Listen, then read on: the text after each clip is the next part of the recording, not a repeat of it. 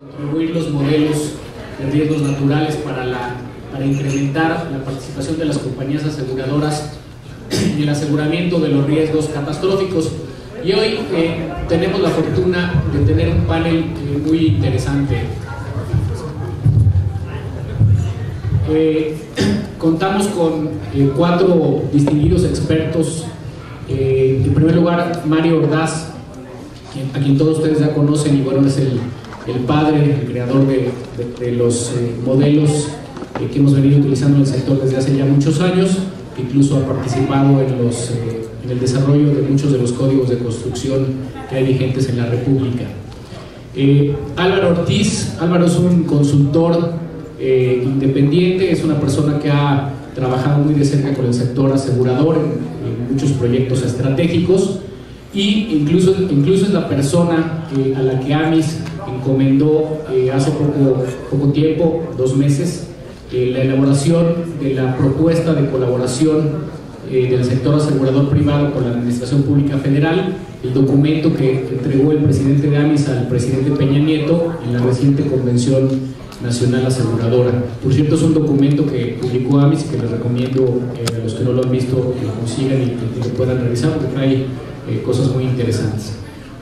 Los otros 2 panelistas son gente que tiene la experiencia en los 2 lados de la mesa. Ha estado en la parte de gobierno y ha estado en la parte de las compañías o del sector asegurador.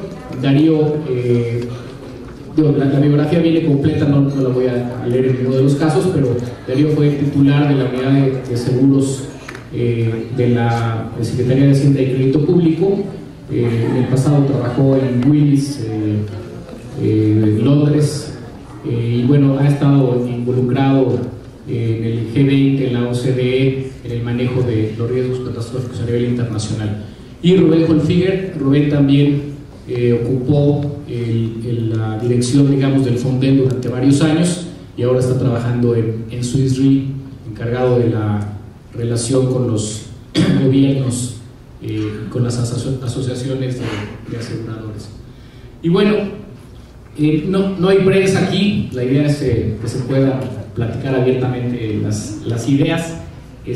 La mecánica del panel es, vamos a empezar con algunas preguntas que traemos. Le voy a ceder la palabra, digamos, a uno de los panelistas, y si algún otro quiere intervenir para comentar el punto, completarlo o discutirlo, es bienvenido. Y vamos a empezar porque tenemos 1 hora y no va a haber posibilidad de extendernos más. Hablando del uso de los modelos, últimamente se ha puesto mucho de moda el tema de la inclusión financiera, de buscar una innovación, digamos, en lo que es el aseguramiento de bienes o riesgos que hasta ahora no han tenido seguros. El sector ha estado acostumbrado a manejar modelos, sobre todo para la parte del cálculo de reservas, desde 1998. Estos modelos se han venido abriendo a otras entidades. En la mañana veíamos, por ejemplo, que ya incluso el Monte de Piedad, algunas empresas, organismos privados están empezando a utilizarlos para efecto de medir su riesgo. El gobierno evidentemente los ha venido también utilizando, tanto en las colocaciones de los programas de seguros como en la parte del bono catastrófico, en el análisis de sus riesgos, etcétera.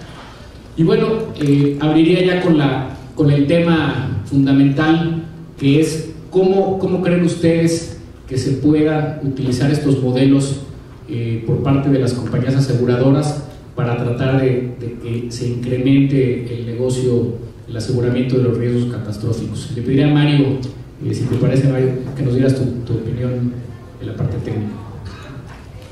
Bueno, muchas gracias, Gerardo. Buenas tardes a todos.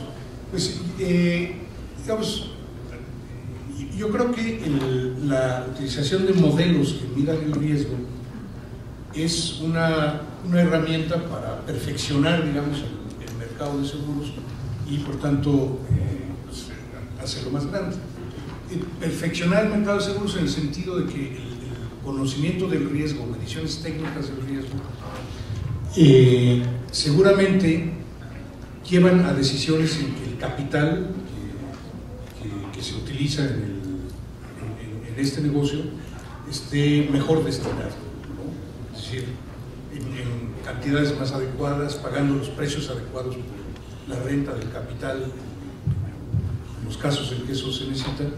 Entonces yo creo que sí, la utilización de los modelos perfecciona y mejora el mercado de seguros.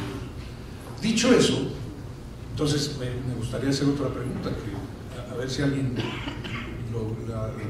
la contesta. Si es cierto que los modelos son tan buenos como yo acabo de decir, para perfeccionar el mercado, ¿por qué la industria aseguradora mexicana, digamos, la mayor parte de las compañías de seguro directo en México, hacen un uso tan escaso de los modelos, ¿no? Esa a lo mejor te la hago a ti. Bueno, aunque tu compañía no es de las que hace poco uso de los modelos, sino mucho, pero también dejo ahí esa pregunta: ¿por qué, si son tan buenos los modelos como dije, hay un uso relativamente escaso dentro de la industria del seguro directo en México? A ver, rápidamente yo comentaría antes de pasar el micrófono. Yo creo que el uso de los modelos se ha venido incrementando en el mercado mexicano. Tristemente, sí existen muchas compañías que solamente los están utilizando para la parte de reservas, pero creo que esto ha venido cambiando con el transcurrir del tiempo. En la mañana salió ahí un tema, que yo creo que es un tema fundamental, que era, creo que lo hizo Luis Álvarez, la pregunta decía, cuando tú estás partiendo de un modelo que te da una tarifa técnica, totalmente técnica, va a haber riesgos que van a tener una tarifa mucho más alta que lo que es la tarifa de AMES actual, y riesgos que van a tener una prima técnica mucho más baja. Si todas las compañías nos empezáramos a ir por esos modelos, pues lo que pasaría es que todo el mundo le estaría tirando los riesgos buenos, y los riesgos malos pues nadie los suscribiría. Yo creo que una utilización totalmente técnica del modelo como está es inviable y ocasionaría que se empezara a generar un mercado de bienes que no estarían asegurados, porque al final pues las compañías con el uso de esos modelos estarían cobrando cuotas que nadie estaría dispuesto a pagar, en porcentajes de valor, ya no en términos de cuotas al millar, ¿no? Entonces yo creo que este tema de los modelos es un tema que se tiene que ir analizando con el tiempo, porque entre más compañías los empiecen a utilizar, se va a empezar a dar esto, y eso puede llegar incluso a provocar que tengamos que empezar a hablar como mercado de tener una tarifa única para todos, en donde evidentemente, como en todas las tarifas, tenga que haber un grado de subsidiariedad ahí entre los riesgos buenos y malos, y que esos subsidios, digamos, pues permitan que la gente se pueda seguir asegurando, ¿no? Adelante. Buenas tardes. ¿Sí se oye? Sí. Okay. Bueno, yo rápidamente, porque es interesantísimo el apuntamiento de Mario, y creo que ustedes son muy jóvenes y merecen. Primero déjenme decirles que en mi trayectoria me tocó ser subdirector de planeación del Grupo Nacional Provincial, vicepresidente de seguros de la bancaria y de seguros, y posteriormente, después de un paso por Banobra, estuve en la dirección general adjunta de ACEMEX, la extinta o la desaparecida aseguradora mexicana. Con este antecedente ustedes me van a dar la razón de un comentario: ¿por qué son tan importantes los modelos de ingeniería para la industria aseguradora? Independientemente, en este caso nos ocupa por los riesgos catastróficos, los riesgos fuertes. Recuerdo que en 1970, 80, por prácticas de reaseguro internacional, las compañías de seguros, la autoridad, me tocó ser autoridad, obligábamos a las compañías a comprar protecciones para su retención en incendio y coberturas aliadas, terremoto, y se llamaba TEP y aliadas, terremotos, erupción volcánica, del 12% de la retención, después bajó al 9%. Pero esto era totalmente un contrasentido. Finalmente, si vemos las estadísticas, de lo que pasó en aquel tiempo, pues hubo un flujo extraordinariamente ocioso de recursos hacia los reaseguradores para cubrir una retención que estaba calculada prácticamente a ciegas. Los modelos, cuando vienen y nos intentan precisar con todo lo relativo que es lo estocástico, pero que tiene la parte geológica, la parte física totalmente probable y muy probada, lo que nos dan son bases más importantes, pero no nada más para, como por arte de magia, poder determinar la tarifa de tal o cual núcleo de riesgos o de tal o cual asegurado inclusive, o de acuerdo a tal o cual política y de acuerdo a su desarrollo de aseguradora X o Z. Lo que nos están dando es una herramienta muy importante para medir las posibilidades de crear la mutualidad de riesgos. Finalmente, el fenómeno financiero del aseguramiento nace de una mutualización de riesgos. Recurrimos y ampliamos a la mutualidad internacional porque nuestra mutualidad es escasa, pero digo, pequeña, frente a la intensidad y extensión probable de los siniestros. Pero el concepto está entre más amplia sea la mutualidad, más posibilidades tendríamos de poder alinear una política de precios y establecer toda una política de desarrollo de segmentos que generalmente no están asegurados. Sin los modelos no podríamos siquiera pensar en algunas teorías o propuestas pues audaces sobre cómo podemos hacer algún tipo de ampliación de ese tipo de cosas. Yo creo que para el desarrollo de los seguros son indispensables. Habría que ligar esto fundamentalmente con otros procesos, otros corrientes funcionales del aseguramiento, en donde se toca la creación del fondo, de los fondos mutualizados, ya sean nacionales o internacionales. Darío, gracias.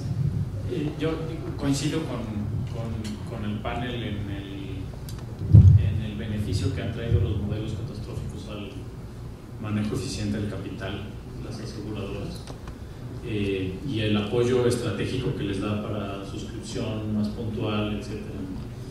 Y se me hace muy interesante la pregunta de Mario, de bueno, y si eso es cierto, ¿por qué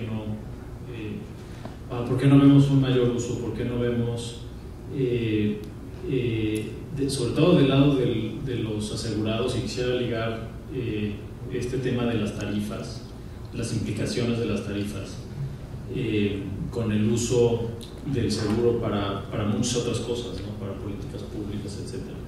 Y provocando un poquito tanto en lo que hizo el doctor Valdés y este panel, yo creo que revelar información al mercado no es suficiente.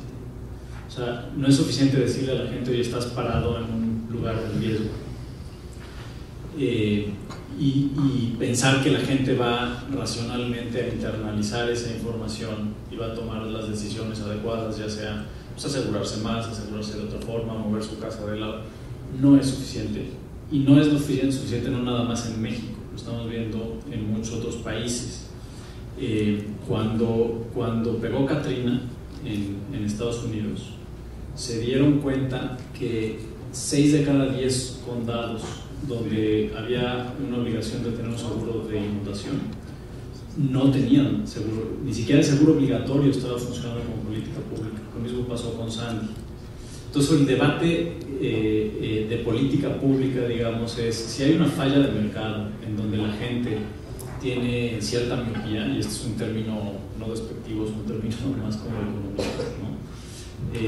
Tiene cierta miopía para ver qué es lo que puede pasar. O sea, y hay muchos datos que respaldan el hecho de que pues, la gente cuando siente que está en riesgo, o después incluso de que pasó un siniestro, es cuando se asegura, pasa un poquito de tiempo y dicen, híjole, estoy tirando el dinero a la basura, me dejo de asegurar, sea el seguro obligatorio o no. Pues es una falla del mercado que amerita intervención, y aquí el debate es en cómo se interviene, ¿no? Seguros obligatorios, híjole, pues no funcionaron tan bien, han funcionado bien en algunos casos, en otros no. Hacemos un pool de riesgos, hacemos esta gran mutualidad obligatoria en donde podamos tener tarifas más parejas y entonces que nadie se quede afuera, Pues sí, pero eso implica un subsidio, ¿no? Alguien, un riesgo bueno va a estar subsidiando el riesgo malo, y eso socialmente es adecuado. Entonces es un problema bien importante, es un problema que yo creo que todavía no tiene solución, una solución así como comúnmente aceptada, y cada país digamos, cada país tiene que ajustarse a las circunstancias locales, ¿no? Aquí en México pues tenemos una gran proporción de la población que está descubierta. El estudio de Álvaro y de Anis lo dice claramente, muy bien. Y el tema es ese, ok, está bien, estamos produciendo cada vez mejor información y ya vimos que los modelos son muy útiles, pero claramente no es suficiente, tiene que haber otras políticas. Oye, ni la gente le ha dado valor a los modelos, pero yo agregaría, ni las compañías le hemos dado todo el peso y todo la funcionalidad que podríamos obtener. Me refiero específicamente a la falta de información de los modelos. Muchos de los modelos estamos corriendo, por ejemplo, en cuestiones de tipo constructivo. El modelo hace algunos años tenía implícito, imbuido en el modelo, un algoritmo que estimaba los tipos constructivos. Este algoritmo se hizo explícito, digamos, ahora en la última versión del sistema RN, y la verdad es que las compañías creo que no hemos avanzado mucho como sector en tratar de obtener esa información adicional que nos permitiera aplicar de mejor manera los modelos, ¿no? Lo mismo sucede, por ejemplo, con el año de construcción. La mayoría de las compañías no tenemos el año de construcción de las construcciones que estamos asegurando. Entonces nosotros mismos, si bien tenemos ya modelos que nos pueden decir cuál es el riesgo de una construcción específica, no estamos haciendo todo lo posible por obtener la información que nos permita diferenciar al buen riesgo del malo.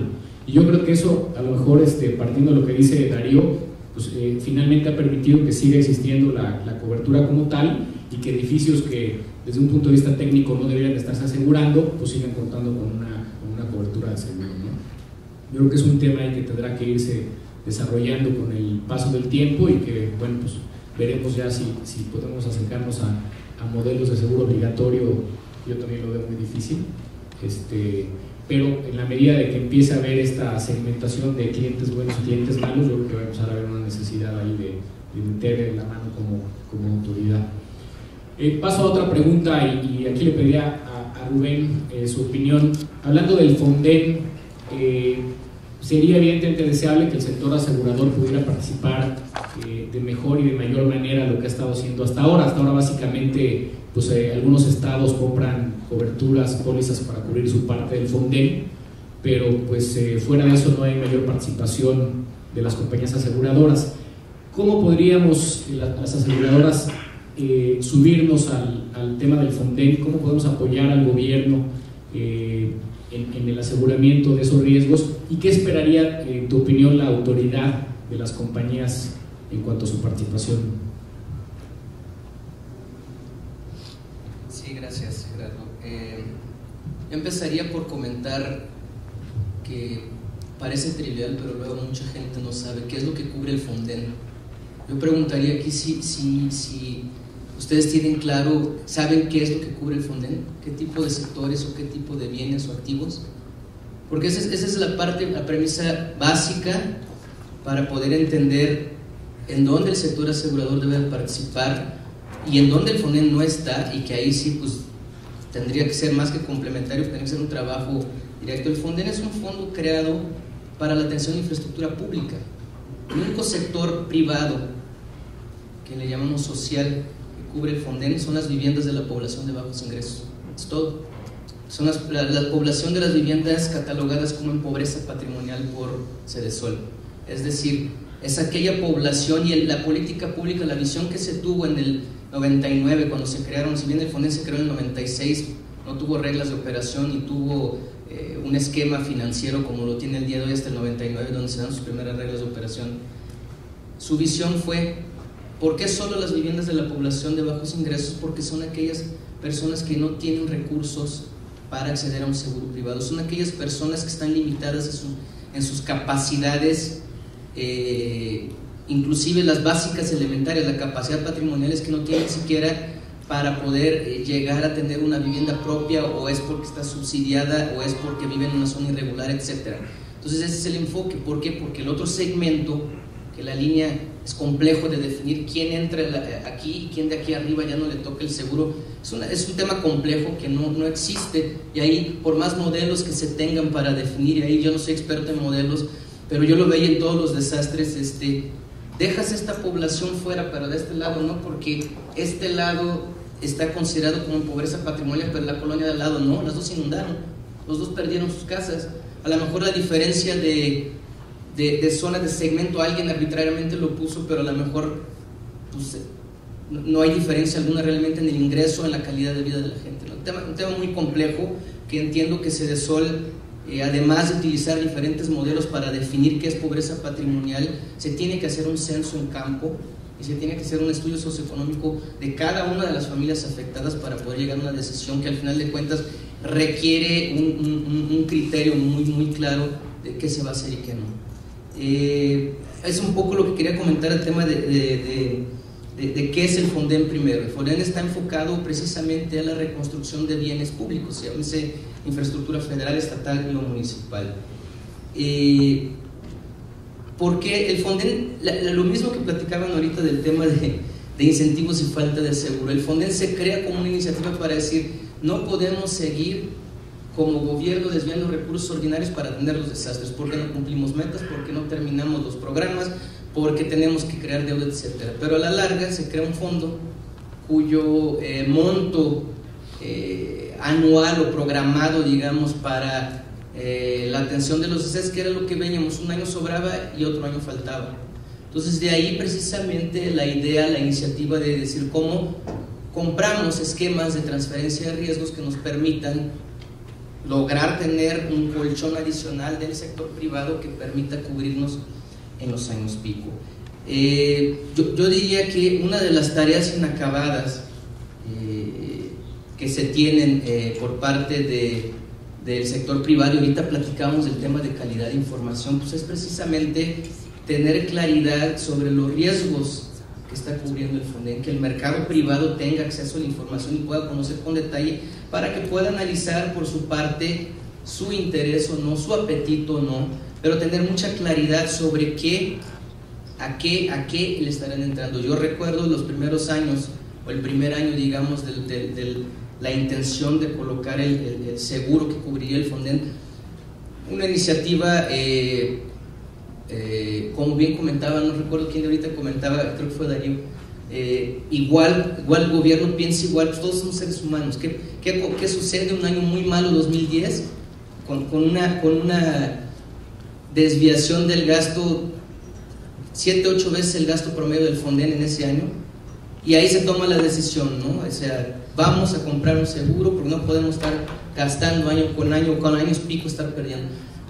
Y se decidió comprar el seguro. A lo mejor fue el peor año que debíamos haber salido del mercado por la pérdida enorme que teníamos el año pasado, pero así como se comentaba, es lo que hace todo el mundo, ¿no? Después de que me roban el coche, el siguiente, ahora sí lo voy a asegurar. Después de que me asaltan mi casa, ahora sí voy a comprar un seguro. Esa es la triste realidad que vivimos. Hay una falta de cultura del aseguramiento en México, y no solo en México, pero México, ahora que estoy viendo un poco más de estadística, pues la penetración del seguro, estamos por debajo de la media de América Latina, y aún siendo el segundo mercado, en Brasil están arriba del 4% de penetración del PIB, aquí estamos al 2%. Está más alta la de Argentina, está más alta la de Chile, que es la más alta, vale, hay muchos países que están por encima. Entonces, pues, ¿qué es lo que creo que debemos de trabajar como sector privado? Pues un tema de cultura, de información, de dar a conocer a la gente la importancia de los seguros, sobre todo las empresas privadas, cómo hacer convenios o cómo lograr con grandes empresas el que brinden los incentivos adecuados a sus empleados para que se aseguren. Porque esto tiene mucho que ver con el mismo tema de pensiones. Si a una persona de una edad, cierto segmento de edad, sobre todo los que están entre los 20 y los 40, tú le das la opción a esa persona, y estoy no hablando de seguro, estoy hablando de tu fondo de retiro, tú le das a la persona la opción, oye, ¿quieres que te dé voy a poner un sueldo, ¿no? 10,000 pesos mensuales en efectivo, o te descuento para ir ahorrando en tu retiro de vivienda, para ir ahorrando en tu retiro de pensión, para un seguro médico? Pues, ¿qué va a decir esa persona? No, a mí dame el dinero y yo veo cómo me las arreglo. Esa es la forma de pensar. Uno se empieza a preocupar por el tema. Entonces, ¿qué tienen que hacer las empresas? Yo creo que también debiera haber la forma de de cómo lograr convencer a través desde la capacitación de las empresas, y ya no me extiendo más, en esa cultura del aseguramiento. Y el otro punto que quería comentar es el tema de los incentivos, ¿no? Cómo incentivar a través de esquemas como tú estás al corriente en el pago de tu predial, tú estás al corriente en el pago de luz, automáticamente tienes acceso, pues yo no sé si puede ser gratis, a lo mejor gratis es, pero a lo mejor tienes un seguro muy básico para tu vivienda, tienes un seguro de vida, en fin, aquellos tipos de incentivos que la gente lo ve bien. Si tú compras ese seguro, automáticamente yo como gobierno te voy a dar un descuento en tu luz, etc. La gente trabaja en base a estímulos, la gente así es como el ser humano funciona, y en base a comunicación y evitando asimetrías de información. Yo creo que por ahí es donde el sector tiene que trabajar duro, en comunicación e incentivos. Muchas gracias. Indiscutiblemente, Rubén ha tocado puntos muy importantes, muy interesantes, muy profundos. Voy a hacer algunos comentarios, Rubén, al revés del orden en el que tú hiciste tu exposición. Llevamos muchos años quebrándonos la cabeza y tomando acciones como sector asegurador, acciones reales para buscar aumentar la penetración. Sin entrar en una discusión más amplia en órdenes técnicos, económicos y sociales, yo diría que no comparto la tesis absoluta de que para que este país tenga el 5% de penetración, similar a muchos otros comparables, es solo única condición el crecimiento económico. Sí lo es, pero no es la única. No modelando porque voy a darle más seriedad a esa palabra. Pintando en un pizarrón el modelo de México para administrar riesgos y lo comparamos con otros países, vamos a encontrar muchas áreas en donde por razones históricas la fuerza de los gobiernos tomó partes que correspondían tanto a la banca como porque no había quizá o un sector asegurador desarrollado. Pero llega el momento en que las políticas públicas deben buscar cómo poder transferir esos riesgos que está cargando las finanzas públicas, o por lo menos parte, a un sector que profesionalmente puede estar dedicado a eso. Es de verdad difícil encontrar fórmulas creativas. Ahora bien, y solamente como ejemplo quisiera poner algo que se podría hacer, algo donde podríamos desde luego que aplicar las recomendaciones de Rubén y de otros panelistas, pero estamos hablando del entre el 15 y 25% del total de vivienda, por ejemplo. Conociendo a fondo el FONDEN, habiendo estado participando en sus primeros días de nacimiento, como lo que empezó a ser un mecanismo de racionalización de gasto público, y ver que ha llegado el día a ser una entidad de la que debemos sentirnos realmente orgullosos, yo creo que para el asunto de vivienda nos está sucediendo algo la realidad actual. Fallando en números, pero más o menos por ahí van, de 28 millones de viviendas que existen en este país, la mitad caen en la definición de pobreza patrimonial, que son las que cubre FONDEN. Las cubre ex post, es decir, para pagar las indemnizaciones, para desembolsar los costos de la reconstrucción, es necesaria la intervención de los criterios a través de CEDESOL y sus propios criterios, y punto. Y primera llamada a reflexionar sobre algún cambio interesante respecto al seguro, no respecto al seguro privado necesariamente, sino respecto a las prácticas del seguro. ¿Por qué no lo hacemos ex ante? Es decir, ¿por qué no con base en los censos avanzados que se tienen, en los modelos que se tienen, hacemos realmente un inventario de gente cubierta para daños catastróficos en cualquier parte de la población? Después del resto, 6.5 millones están cubiertos por la banca, por Infonavit, por Fobiste, y por ahí andan algún otro millón que no tenemos muy claro que si son teléfonos. Telmex ha expandido un instrumento que no está muy bien computado. pero el otro 6,5 está sin seguro. Aquí sí es un campo estrictamente responsabilidad de las compañías de seguros, tenemos que ser lo suficientemente creativos. Pero si queremos pensar en algo más creativo, yo creo que viene a cuento un esfuerzo para estudiar, discutir, polemizar y después llegar a conclusiones sobre un seguro de tipo integral, donde pudiéramos, sin subsidios a la prima y sin obligatoriedad, montar a esa población que hoy está siendo atendida por Fonden a un esquema de cuasi seguro o seguro. Finalmente el Fonden tiene los recursos. Mario, ¿quieres decir algo? Sí, Un minuto. un minuto. Solo para ligar con la primera pregunta, yo creo que el mercado del seguro privado dentro del Fonden es un caso de un mercado construido por un modelo, exagerando un poquito, porque estoy seguro que nadie se aventaría a asegurar nada del Fonden, es decir, que el mercado no existiría si no estuvieran medianamente modelados los riesgos. Y a eso me refiero no solo con el modelo de cómputo, sino también el esfuerzo que hizo la Secretaría de Hacienda a través de nosotros para hacer los levantamientos de las bases de datos, ¿no? Entonces creo que también aquí estamos en un caso de un mercado al menos parcialmente creado por un modelo.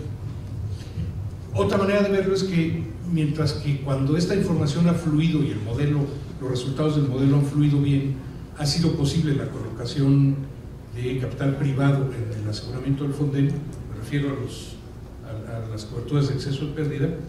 Cuando la información no ha fluido, por ejemplo, en las pólizas de SCT o de la Conagua, entonces no se ha podido asegurar, ¿no? Entonces, creo que este es un caso de un mercado creado por un modelo. Bueno, en el caso de la información, otro tema que sería motivo de otro panel es, de repente la información existe pero no fluye, ¿no? Y el mejor ejemplo es el tema de las carreteras en México. En la parte de Fonden se trabajó, según entiendo, en un atlas muy detallado de todas las carreteras, con latitud, longitud, características, etcétera, y fue lo que se utilizó para colocar la cobertura del gobierno.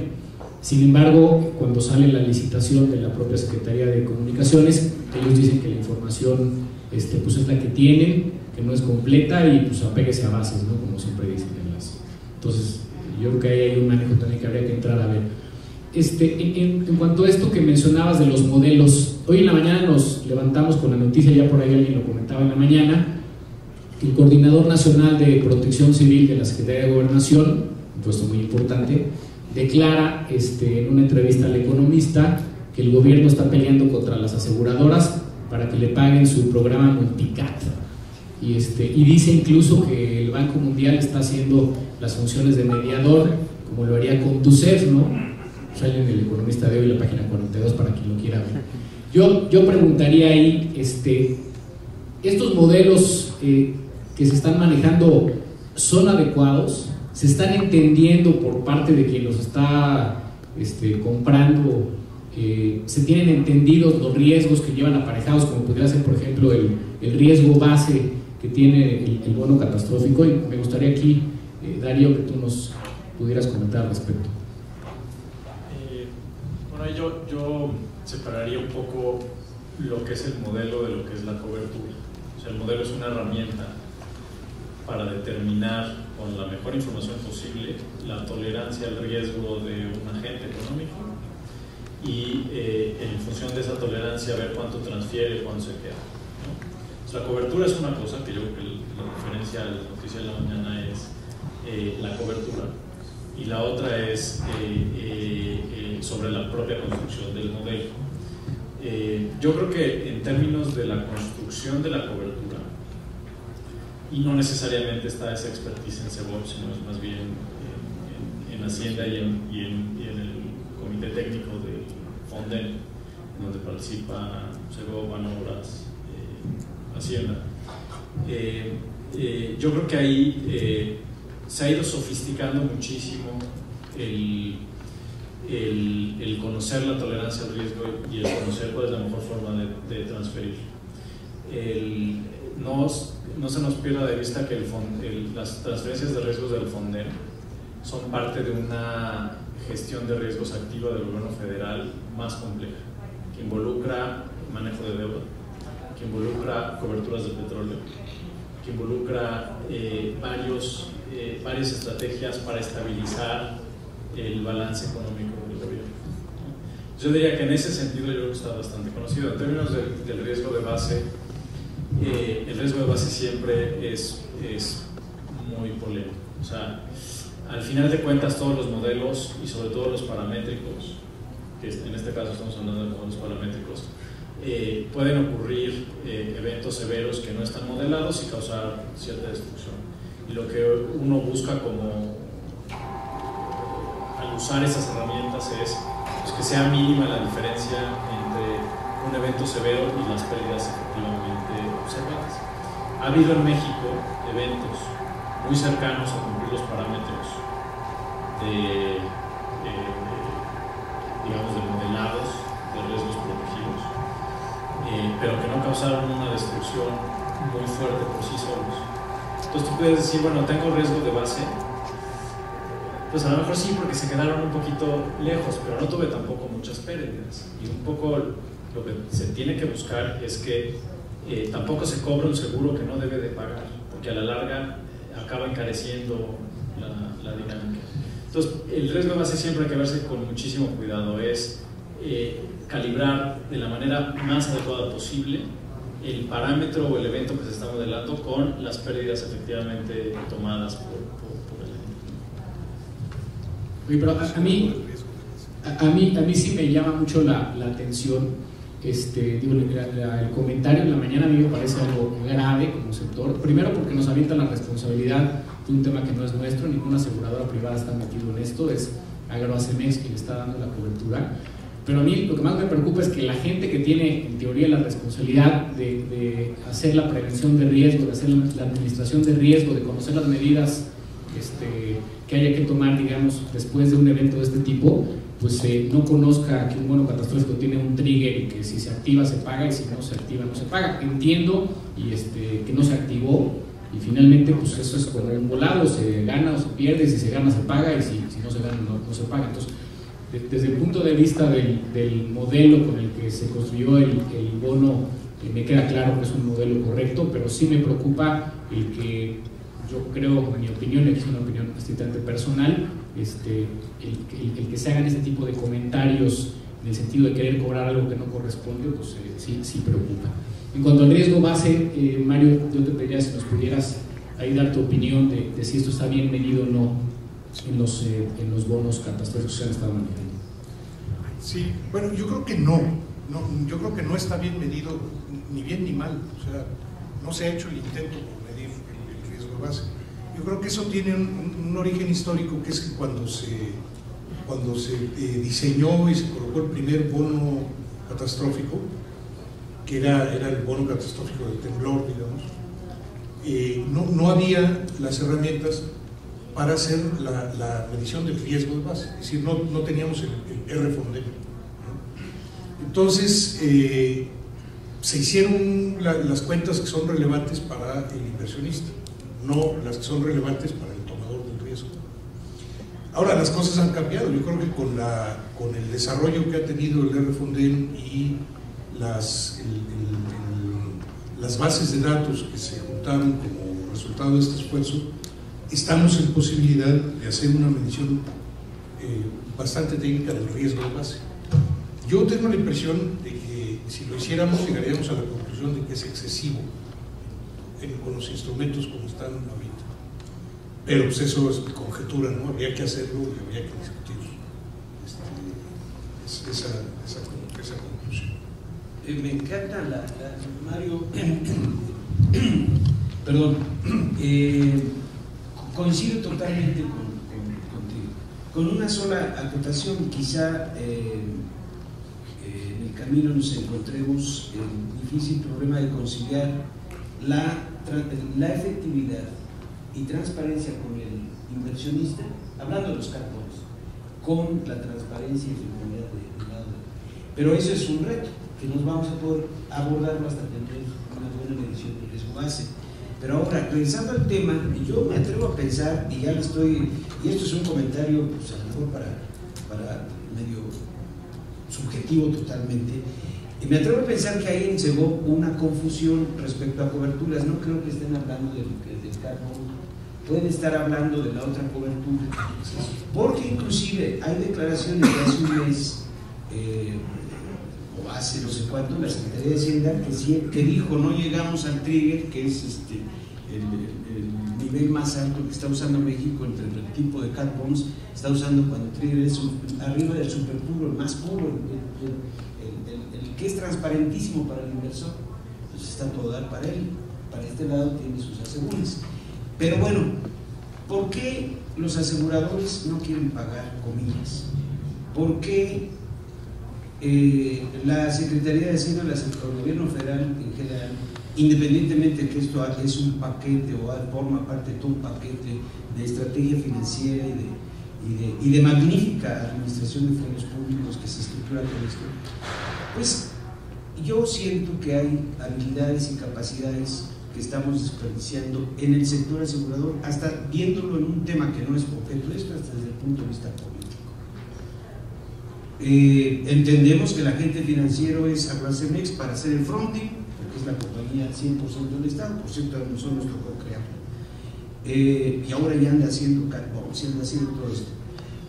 Pero pues en el mercado también hay empresas privadas que tienen un buen nivel de eficiencia que podrían hacer esto. Que no hay transparencia por las licitaciones y por las asignaciones, por Dios, hay formas y mecanismos para hacerlo. Creo que ya me estoy apasionando. Yo creo, platicamos en la comida con los expertos y creo que realmente en la entrevista que dio el coordinador de Protección Civil sí se refería a lo que es el seguro, sí. Y no el multicap, ¿no? Pero insistiría en mi tema, refleja la preocupación, la misma preocupación que esa persona pues no tenga muy claro cuáles son los diferentes instrumentos con los que cuenta el gobierno y cómo opera uno y cómo opera otro, ¿no? ¿Tú querías comentar algo? Sí, quiero nomás complementar sobre la pregunta de que si los bonos catastróficos son o no adecuados para un país. Mi opinión personal es que sí son adecuados para un país siempre y cuando ese país cuente con otros esquemas alternativos de transferencia de riesgos. ¿Por qué? Simplemente por algo muy sencillo, el riesgo político. El riesgo político de que antes, ya lo comentaba Darío, de que ante un evento grande, por lo que ha sido, porque la información no estuvo bien calibrada, se quiso colocar sin tener suficiente información de terremoto, huracán o lo que se haya contratado, no se detona el trigger y se tiene un desastre de grandes magnitudes. El riesgo político de los funcionarios que lo emiten es muy grande, y eso lo digo porque tuve la oportunidad de acudir a diversos países, particularmente América Latina y de Asia, donde se hacían preguntas sobre, pero ¿cómo México se atrevió a emitir un paramétrico? Vamos a llamarle así. Imagínate, ¿no? Aquí emitimos una cosa de estas, no voy a mencionar el nombre del país, pero aquí hacemos un esquema como ese, no se detona, vamos a ir a la cárcel. O sea, un temor enorme de funcionarios de otros gobiernos. Sí, lo que pasa es que volvemos al entorno. A ver, ¿tú tienes un esquema similar a Fonden? No. ¿Tú tienes un seguro que cubra tus bienes públicos? Pues solo apenas las carreteras que van a salir ahorita, y por ahí tengo uno que otro edificio público.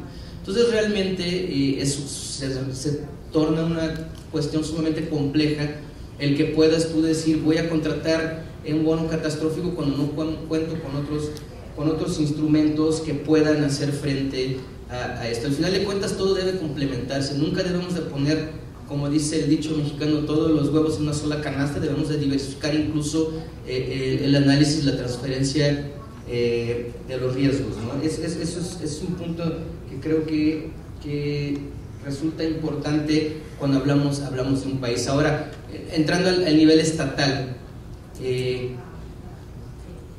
¿conviene a un Estado realmente tener un esquema paramétrico si realmente volvemos a lo mismo? No cuentan con esquemas siquiera básicos de aseguramiento. Dejo en la mesa. Y el último que quisiera comentar sobre este tema es precisamente en el tema de los fondenes estatales. ¿Cuál es realmente la problemática que tenemos a nivel estatal? y ya se comentaba, volvemos al tema de la mala información.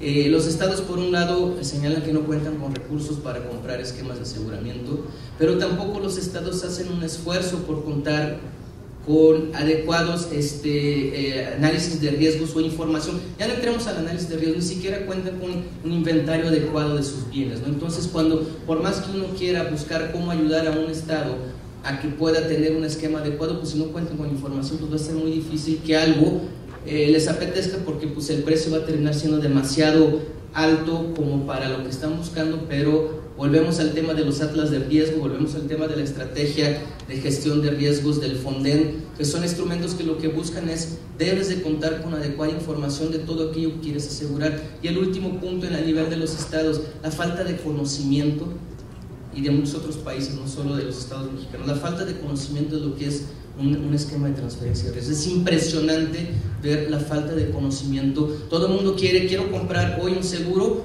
pero para que en esta temporada de lluvias me pague el 100%, es decir, me quiero llevar 10 veces todos los años de lo que pago de prima. Pues eso también es un tema que es imposible de exceder, ¿no? Darío, ¿querías decir? Muy breve, estamos apretados de tiempo. Hacer un poco un reto al comentario de Mario sobre el riesgo de base. Al final de cuentas, y retomando lo que decía Rubén, o sea, hay una estrategia en donde tienes un instrumento. El Fonden tiene dos funciones. Tiene una función de erogar gastos para atender emergencias y tiene la función de erogar gastos para reconstruir infraestructura. Y lo que dice Rubén es, pues tenemos un seguro que permite transferir parte del riesgo de reconstrucción y tenemos el carbón para el tema de las emergencias.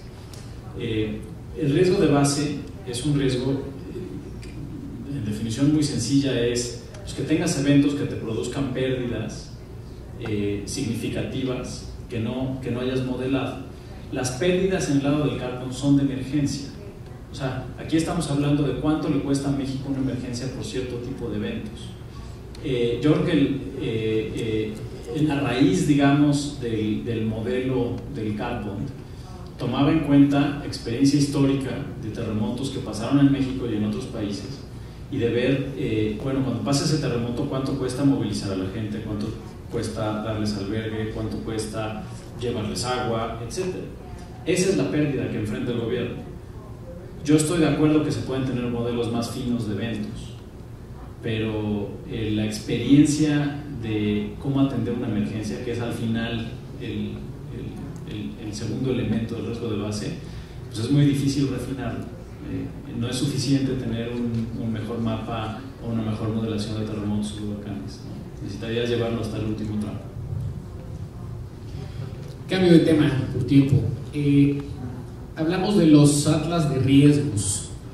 Estos atlas de riesgos están disponibles ya para el uso de todos. Son atlas de riesgos que han sido desarrollados por el gobierno para ciertos usos que no se van a compartir.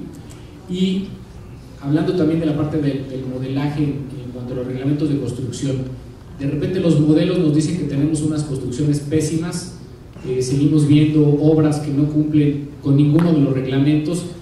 ¿Qué debemos de buscar para que esta situación se corrija y no sigamos teniendo este tipo de construcciones que ponen en riesgo pues no solamente la parte material, sino sobre todo a las personas que los habitan? Mario. Bueno, digamos, por el lado de la modelación de las pérdidas en edificios, por ejemplo, ante terremoto, pues sí tenemos ese problema de que el hecho de que los edificios no cumplan con la reglamentación de la construcción nos aleja de las hipótesis generales de determinación de la vulnerabilidad de los edificios.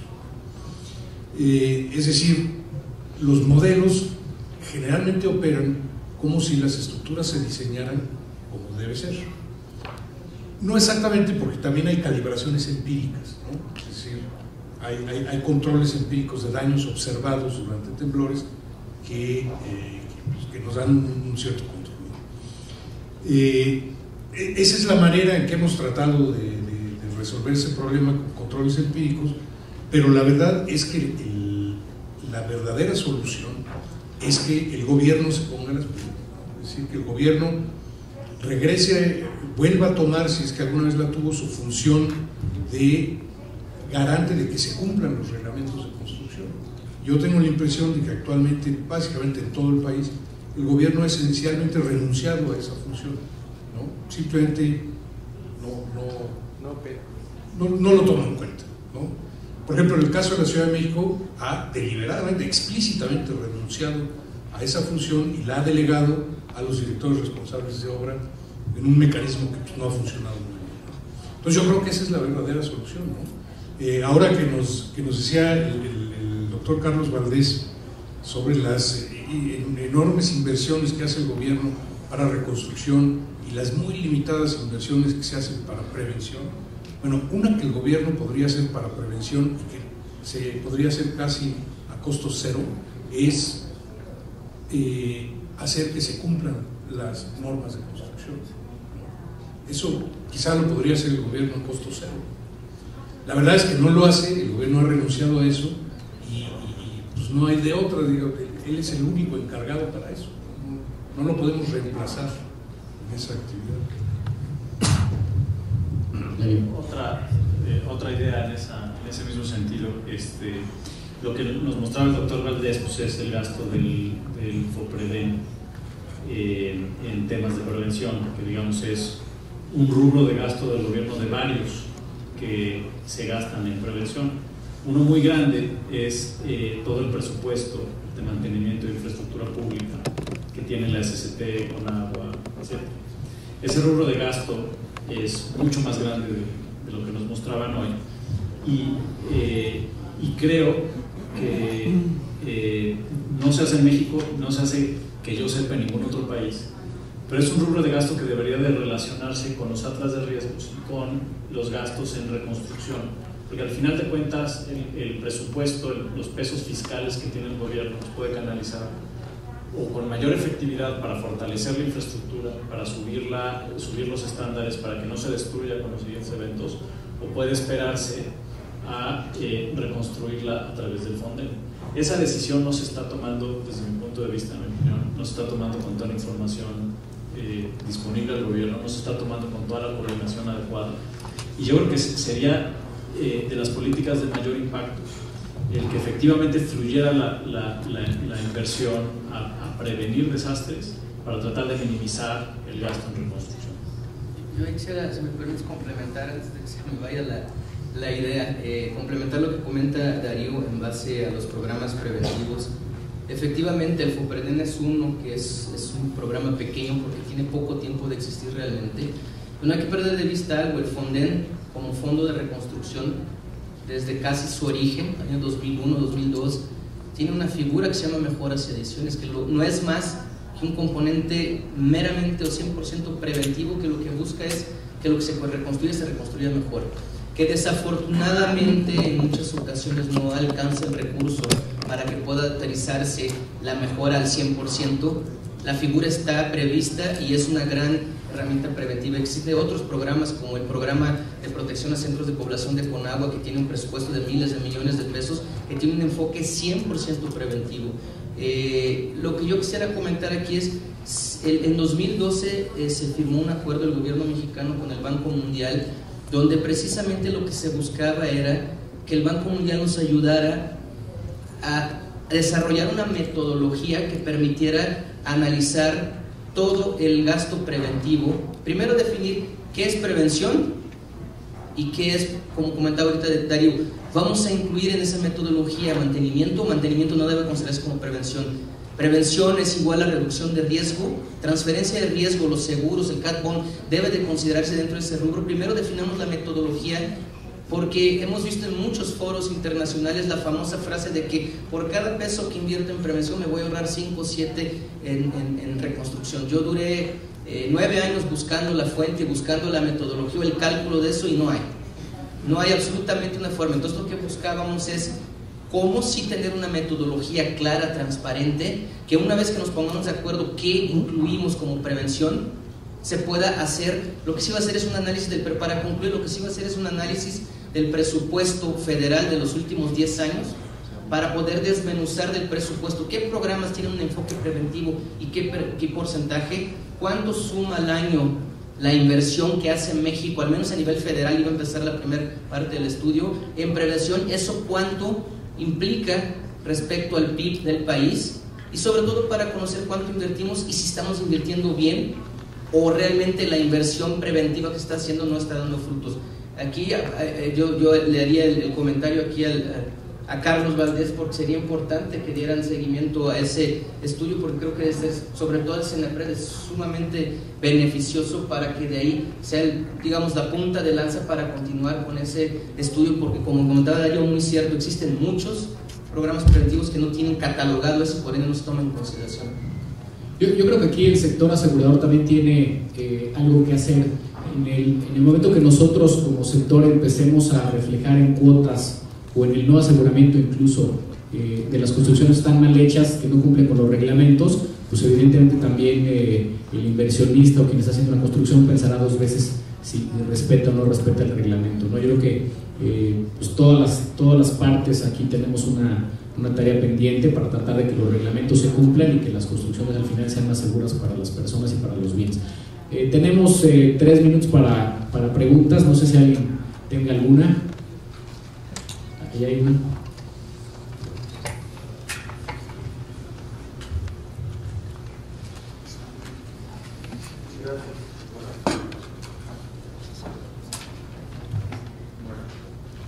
Debe estar en verde. Si quieren hablo así. Sí, se oye. Mencionaron que había otros países donde la penetración del seguro era mayor. Me gustaría saber si ustedes tienen conocimiento de qué hemos dejado de hacer como sector asegurador mexicano para no parecernos a esos países que sí tienen mayor penetración. Sin ser exhaustivo,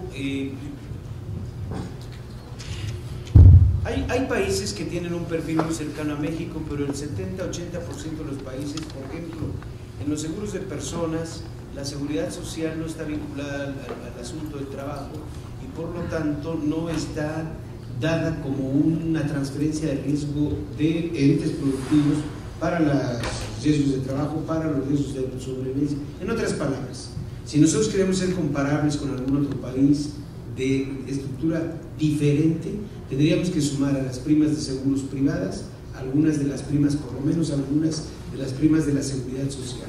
No perdamos de vista que hay muchos países que tienen una seguridad social básica al mínimo minimum y todos los demás que tenemos aquí con ISSSTE, con FOBISTE y con el seguro social adicional. Por otro lado, hay muchos países que tienen el seguro obligatorio de automóvil. Es una tragedia que en México, y nos hemos esforzado en AMIS y en las compañías de seguros, una por una, en lograr que sea el seguro obligatorio de automóvil. No es obligatorio. Parece que viene ya avances, ojalá la penetración ahí mejore de manera importante. Y por otro lado, plausibles programas sociales como los que tiene el gobierno federal, y además que no queda otra. Creo que ahí hay mucha responsabilidad de la seguridad privada, nos hemos quedado atrás. Y nada más como un comentario, quizá algunos, un 60% de la problemática que Rubén nos hacía partícipes y que la conocemos perfectamente en cada municipio, en cada estado, caramba, a veces no llevan la contabilidad mínima, menos van a tener un concepto de transferencia de riesgo o de administración de riesgo. Pero ahí quizá, y eso es riesgo totalmente individual. Y si pensáramos en que Fonden fuera el reasegurador de una cruzada de las compañías de seguros a esos 14 millones de viviendas que hoy están cubiertas por Fonden, y que todo el riesgo se transfiriera a Fonden para que ahí no hubiera la menor alteración, habría que estudiar por lo menos esta idea media interesante, media doble. Muy bien, pues ahí queda la propuesta. Ya no tenemos tiempo, simplemente agradecemos a todos los panelistas por su intervención. Muchas gracias a todos.